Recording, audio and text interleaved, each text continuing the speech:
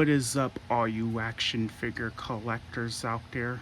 So I am back with another action figure review, and for today's review it's going to be a special kind of review which I'm going to reveal later in the video. All right, but for today's review we're going to be taking a look at the 2019 DC Multiverse Mattel 80 Years of Batman Joker figure. Alright, so here you do get that window box packaging, and you can see the figure, and on the top you get the name of the character, and on the side you get a picture of the character, another picture of the Joker, and here on the back it shows us the other two figures in the wave as well, and here on the top you get a bio, so if you want you can pause it and read it.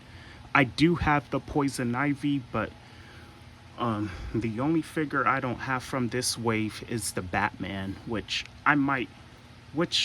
definitely I might possibly end up getting him soon. And here you do get another image of the character, the DC logo. Alright, but this is going to be a special kind of review, because I'm kind of going to be doing something. I mean, it's not going to be too major, but I'm going to try something in this video. Okay, but you obviously know I don't like spending too much time on the packaging, so let's get this figure out the package. Okay, so now here's what the figure looks outside of the package, and we're going to take a look at his accessories before we get a closer look at the Joker. Okay, so the accessories he comes with are quite few. So you can see that he comes with his jester cane, which I would say that it does got some pretty nice detailing on it. I'm not sure if you can see clearly on the camera, because for some reason it's a bit blurry every time I zoom it in. But I really do like the metallic paint. I do really love the sculpt work on the skull. Yeah, really love how Mattel done the detail on this, and here is just this, and here is just painted a solid black, but that doesn't really matter. I mean, what's important is how well they've done on this jester thing on his cane. Like, yeah, kind of looks like Harley Quinn, but you know, it's obviously not. And also he comes with two different flowers, like one for, you know, the acid flower accessory. I don't know, I guess that's what it's called. I'll remember what it's called right now. And he also has, you know,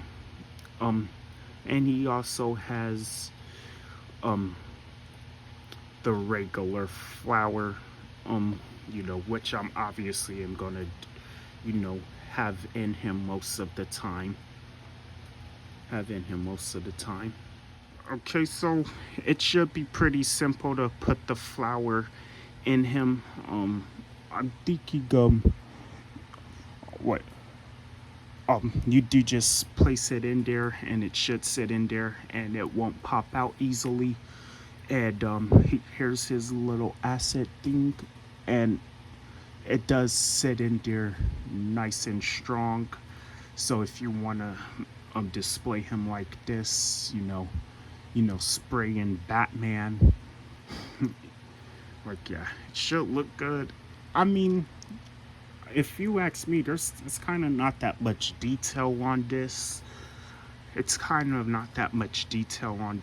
But if I'm being honest, I don't really care for this aspect of the figure, since I mostly am going to be having him, you know, with this. Plus, it's not like I'm necessarily going to shoot a scene if I ever make a stop motion video where he actually uses this. Like, I'm actually going to use some real editing effects. Okay, so now looking at the figure itself, Now this is where the special part of the review is coming, because I want to say, taking a look at this head sculpt, I will say Mattel did do a great job on this head sculpt, but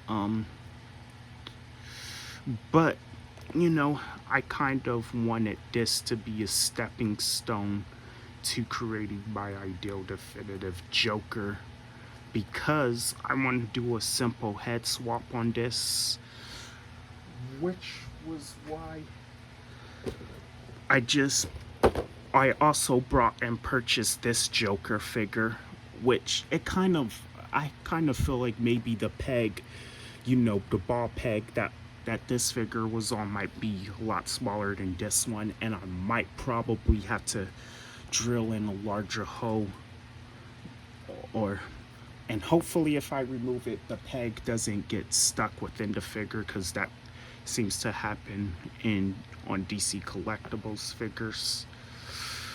Okay, so I'm gonna get this figure open and try the head swap. Okay, now you can see I have the figure out, which this Joker figure is surprisingly taller. But that's not what I opened him. But that's not what I opened this figure for. It's to see if I could do the head swap. Okay, now here is this Joker head remove, and it did have this peg stuck in, but removing it was surprisingly easy, and it kind of looks like he might have a small peg in here, but I'm not really sure about this Joker's head peg yet, but I have a feeling that this peg might probably be bigger, which is possibly going to mean I'm going to have to like try to Dremel in to, I guess, try to Dremel it and make the hole bigger. Alright, so we're going to remove this Joker head and see what we get. Well, folks, met with disappointment, but it turns out that the peg on this Joker figure is too large. This is embarrassing. But yeah, because it turns out that the peg is too small, and just now I actually tried dremeling it in and tried making, the peg bigger, but I don't know, I'm just too worried about ruining the figure, and it's probably not going to keep its original form of articulation. Well, this sucks. If only I was able to do a simple head swap, this would have been a perfect Joker figure. I mean, I know you can't see that I have the head on. I can't put the head on all the way, but I guess you guys could see how this would have nearly been a perfect Joker figure. Well, that sucks. So, might as well continue the review, and I'm gonna put the head back on him. Okay, so I am back, and I finally got the head back on him. And man, I'm gonna tell you, it was such a pain in the ass trying to get this head back on. But anyways, once again, I might as well just continue the review. I mean, I guess this head sculpt isn't really that bad. It does capture, I think it does nicely capture the likeness of the classic Joker, from the classic Joker comics, and yeah, but yeah, once again, he would have been a perfect Joker figure if I was able to do that head swap to make him look more like a modern comic book style Joker, where he could work with both comic book and live action based figures. But anyways, other than that, I think Mattel has done a fantastic job on this Joker. on on this Joker body mode, like, because that's like, at least that's good. At least I really love how they've done this Joker body mode, and like, yeah, I really love how they painted the purple. I guess the purple could pass enough. And also, I do love how they painted on his blue vest and his orange shirt. Like, yeah, I do really like the detail, the line work shown on the pants. And yeah, do love how they painted the purple gloves. He comes with no close fisted hands. And I'll tell you, he kind of loosely holds his thingy, like his. I think he hold he might hold it best this hand, because this hand is a lot tighter. Which this Joker knife, which I stole off of the Joker figure, maybe it'll be best this could work with him as well. And it surprisingly sits in there nice and tight. But yeah, I do love how they painted his purple shoes. His shoes are a much darker purple. I think that's pretty cool, even though it could have been black, but it's not like I necessarily plan on repainting it. But yeah, looking at the back of the figure, I really love how they painted this part of his jacket. It's a super soft plastic, so I would be careful with this. Be careful with this. Be careful with this, and yeah. But this is but I'll say this Joker figure is definitely an upgrade over the current Joker figure I had for a while. All right. So now, how about we go over his articulation? Okay, so the articulation on this figure is really great. Um, Even though this is an old Mattel figure, I would. Alright, but anyways, he can look left and right. He can look down really well, and he could kind of look up pretty nicely. So he could look up for Batman. And also, his arms could come out pretty good. He does got good rotation here at the arm. Double hinged elbows, so he could bend at the elbows pretty good. And single hinge hand wrist, so he could move up and down with the wrist and twist. And also, he does have an ab crunch. Oh, it kind of don't have much movement, but I'm not sure if it's just my figure. But he does have a waist swivel. He can kick forward at the leg really good, and he could pretty much kick back. He has a thigh cut swivel, double hinge knee, so he could bend at the knees really good. But he has no boot cut. He's got hinges on the feet, so he has a little bit of up and down movement, and he does have great ankle pivot, surprisingly. And he has 2 pegals on the bottom of his feet. But yeah, great articulation on this Joker figure. Knowing that Mattel just reclaimed the license. Oh, I think they could definitely try reusing this body again, but it seems very unlikely since Mattel, might move on entirely from the old stuff. But this was definitely way ahead of Mattel's time, back before they lost the license.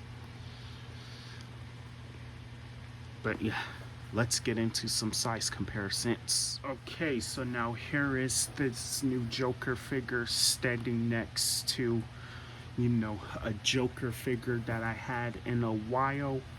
And yeah, this is why I said this is an upgrade, because for the most part, there is nothing on this figure that I like more than this figure. That I like more than this figure. yeah. But yeah, definitely an upgrade. And also, here is him standing next to two Batman figures that I own. Obviously, since we know that, he's Batman's arch nemesis. And I could say he does scale in nicely with the both of them. He does scale in nicely with the both of them. I don't know. I kind of feel like maybe he should be a bit more shorter, but the scaling I definitely could say will work. And also, here is him standing next to Superman and Wonder Woman. Here is him standing next to Aquaman and Martian Manhunter. And also, if you wonder how he looks with your Marvel Legends, here is him standing next to the Core 4 Avengers. Here is him standing next to the Poison Ivy from this wave. We just don't have the Batman. Here is him standing next to a DC Icons Green Lantern and a DC Collectibles CW Season 1 Flash. And last but not least, here is him standing next to the rest of his Legion of Doom teammates. And once again, still working on getting Solomon Grundy. And yeah, he looks a lot better with them than this Joker, at least. Okay, so that will be my review. So my final thoughts on this figure is that it's a really fantastic figure in terms of detail and articulation, but to my liking, I want to say it would have been a perfect, once again, this would have been a perfect Joker figure if I was able to do that head swap that y'all saw me try to do earlier. But but that's a me problem. But I definitely really like this Joker figure.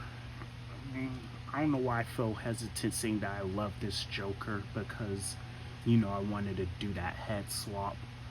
But otherwise, if I was able to do that head swap on that Joker, he definitely would have been ranked up there with Black Manta and Cheetah as some of my favorite figures of my Legion of Doom collection.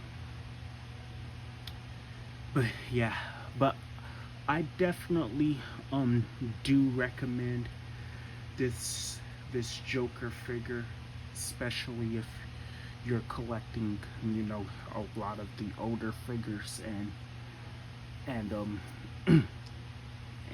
you're a fan of the Joker or just Batman in general. But yeah, but but I will say for now this will be my ideal definitive look for the Joker, for my DC universe, or to be exact, my DC stop motion universe. Until in the future Mattel makes a much more, I guess, detailed version that I end up liking. Since they're getting back the DC license, then maybe I would replace this, but he will be a perfect stand-in. And he's pretty cheap on eBay. He costs like, you could find him for like around $20 to $25, and I guess, but he kind of costs a little more on Mercari. But yeah, don't forget to like the video, comment, give me your thoughts, let me know if I was being repetitive or sound or working like I'm creatively bankrupt again. That's the only way I'm gonna see if I could get better at this channel. I know that was broken English, but like, yeah, let me know in the comments if I was being creatively bankrupt. Alright, so this is Super Kal-El signing off.